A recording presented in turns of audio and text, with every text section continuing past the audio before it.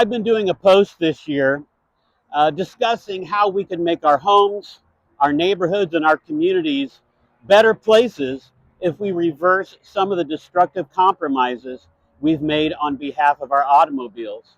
And in Black History Month, I've discussed redlining, which deprived blacks of the right to buy homes in the first two-thirds of the 20th century, and segregation that kept blacks isolated in separate neighborhoods.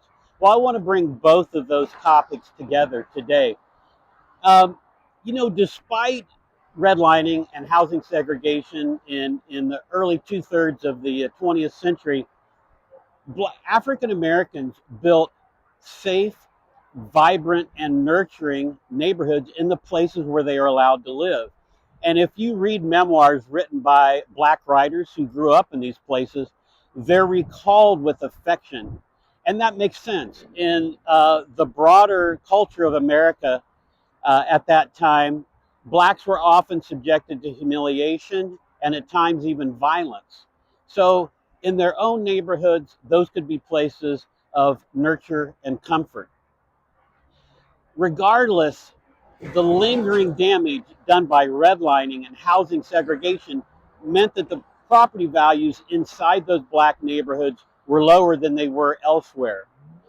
But it didn't matter, right? By the 1960s, late 60s, we had outlawed redlining and housing segregation, so we solved the problem, right? Well, not exactly.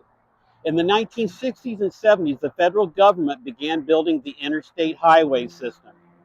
And when they got to places like Indianapolis and these urban centers where I am now, they went looking for the cheapest routes to run the highways. Where did they find the cheapest routes? Through predominantly black neighborhoods. So when I-70, I-65, and I-74 were carved through Indianapolis, they gouged destructive paths through one black neighborhood after another.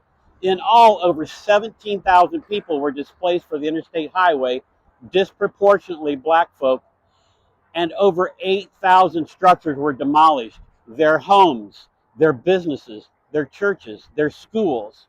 So even though segregation had been outlawed, as had redlining, we did an unspeakably cruel thing to the already most vulnerable people in our community, all for the sake of moving our cars faster and more cheaply.